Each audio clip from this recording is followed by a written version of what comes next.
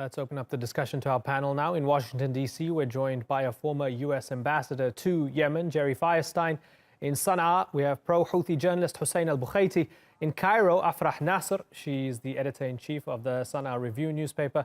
And with me here in the studio is Yemen's former health minister, Najib Saeed Ghanim, who's now a member of Al-Islah, a Yemeni opposition party that supports the Saudi-led coalition. I thank you all for joining us. There's a lot to get through here, but the most pressing news is that there's trouble in the south now. So, Najib, let me start with you.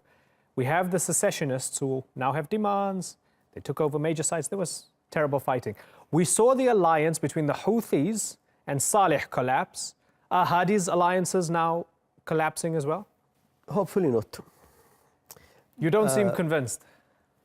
No, I don't think so.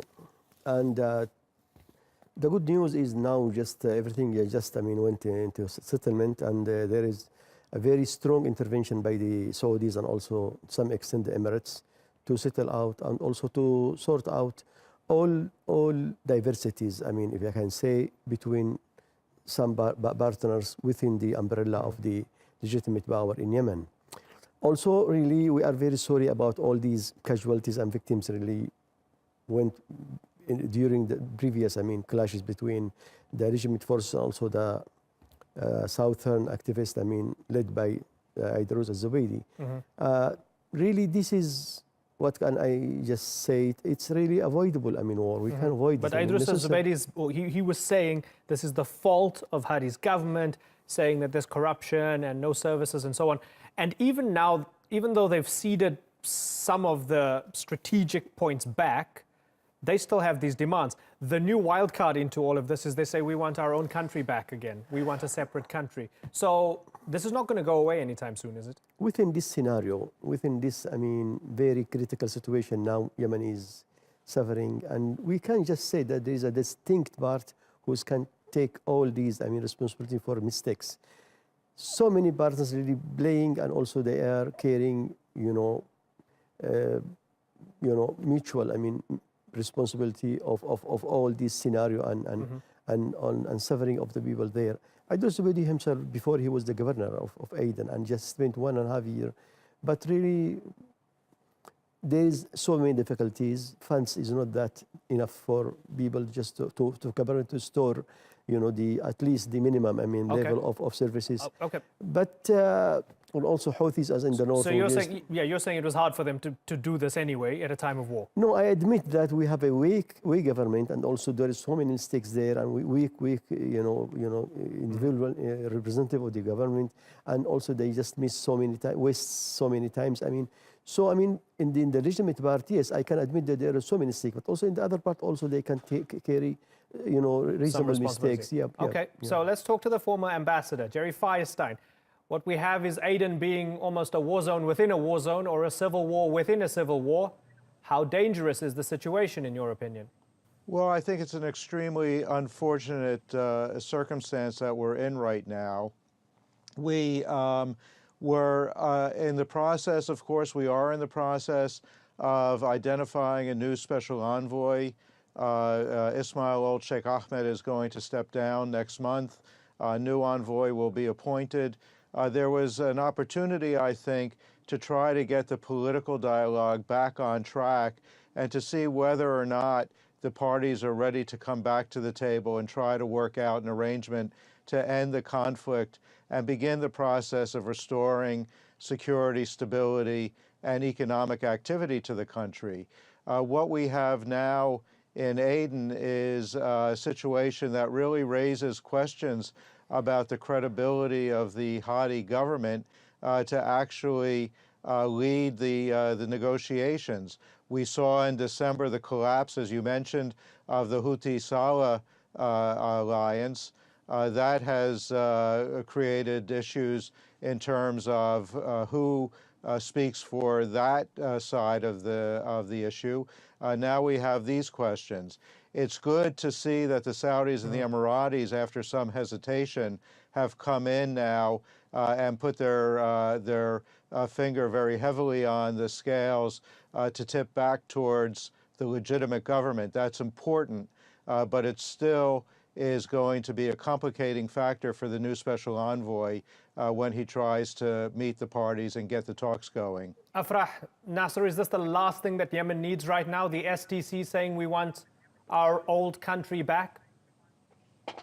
Well, before I answer your question, I think it's very interesting that your program is describing what's happening in south of Yemen as secession, instead of calling it, the separatists wanting to separate or independence for the south. I think that's very telling about how it's very complicated what's happening in the south.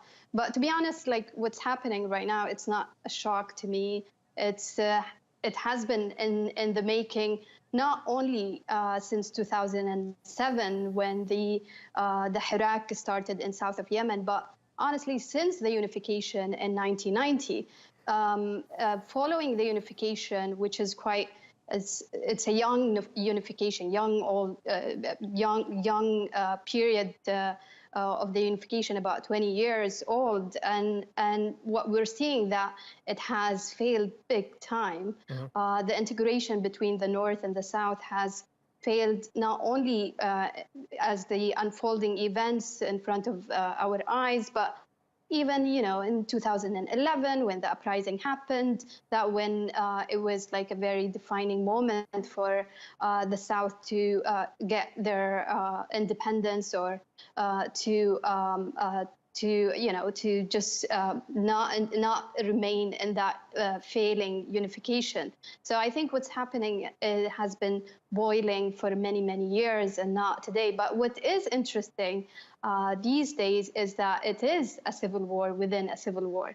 And as there are external influences coming more and more into the already or original civil war in Yemen, coming with new different interests, like what's happening with Saudi Arabia and the United Arab Emirates, that tend definitely to prolong the war and making it more and more complicated. Right. So it's very hard to see how the secession will happen, because technically it's like trying to build a country or to build a house in midst of a storm. Right. And let me ask Hussein, up north, is this playing into the hands of the Houthis? Does trouble in the south for Hadi and his allies mean that it opens up more space for the Houthis to strengthen themselves in the north? The Houthi, they are really strong in the north, and they don't need anything like to happen in the south to strengthen their position. What's happening in the south, it will affect and damage the whole country, because what's happening now is that the United Arab Emirates and Saudi coalition, they actually have made a plan, and they are making the southerner people to fight each other, because this is a British tactic called divide and conquer. And they show you as well that the main goal of the Saudi-led coalition was not, as they say, to bring Hadi legitimacy back. We've seen what's happening to this so-called legitimacy. They want them to fight each other. First of all, they want Yemen to split into two, and as well they want the south to split into many areas. If the southern people keep fighting each other, this will strengthen Saudi position in Hadramaut. This will as well have strengthened the United Arab Emirates in Bab el-Mandab and Miyun Island they occupy, and as well they are occupying Socotra Island. And this is the main goal. They want the fight to keep in Aden and area around Aden, because they don't want Aden to thrive. They don't want situation to be secured in Aden, because Aden port, if it succeeded to be back and to be better than so it let's was, take that. so that it will threat Dubai. And this was clearly. Okay, you make some interesting points. Let's ask the former ambassador, a man who was at the table with the power brokers in the past. Should we dismiss this as a conspiracy theory, or might there be some substance to it, given that there were reports that Boris Johnson, the UK Foreign Secretary, reportedly proposed giving the southern separatists 50% representation in a joint confederation of the north of the country? So might there be greater machinations at play here, or is it nonsense? Well, I don't think it's nonsense, and I think, as your earlier commentator mentioned, this has been an issue, this issue of a division between the North and the South. It's been an issue really ever since the country was united in 1990. There have been those who proposed that the country should be redivided. Of course, there was a civil war in 1994 over that very issue. And there are a number of people both inside of Yemen and outside of Yemen who believe that the North and the South are two really separate entities. When we were in the process of working with the Yemeni parties to try to develop what became the GCC Transition Initiative, the issue of uniting the North and South was very much at the center of the discussions that the Yemeni parties were having. And as part of that transition program, there was a national dialogue that was intended very heavily to focus on the North-South question and to try to come up with a way forward that would allow the two sides to continue within a unified structure, within a unified state, to achieve a higher degree of autonomy. So this is something that's been on the table for a long time.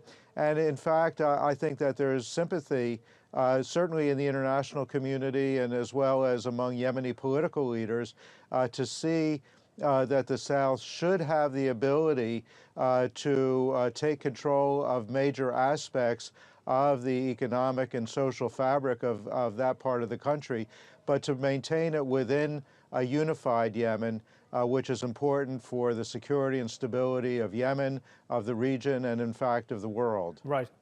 Najib, for those who say that the longer that this war tumbles along, the less legitimacy Hadi has because he's out of the country and the place is falling apart. Is that fair? Yes, I agree with you. Yes, I agree with you. But really, to be honest, really, what we are, very interested in is if we can just think about how we can set up some sort of strategic agreement between the big players within this Yemen arena.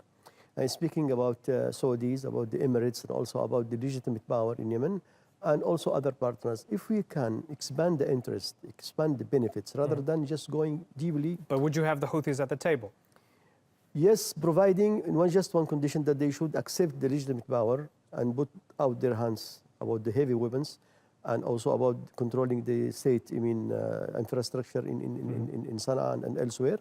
Yes, referring to the three reference, ITT of what the legitimate are demands. Yes, why not? We will be very happy to see them though, but just they should accept all these three references. So let's, hold on. Let me ask Hussein for a second. Hussein, isn't that reasonable, those demands on the Houthis to come to the table, put away your weapons and come and talk? Doesn't it make sense?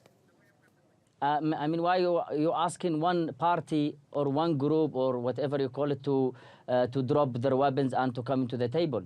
The 2216 insists on the implementation of all agreements that happened before, including the national dialogue, which national dialogue in one of its article has called all parties, including the Islah, the GBC, Ansarullah the Houthi, and other group to hand over their weapons. So now during a war, to ask only one side to hand over their weapons, where there is war against this group, there is a blockade, there is an attempt to downfall this group and to eliminate this group. I don't think that anyone will be that stupid to accept to hand over your weapons and then go to talk. As soon as you hand over your weapon, you lost the war. They're not gonna even accept you to go to talk with them. And this is clearly in any conflict. No one hand over his weapons unless there is an agreement first. Okay.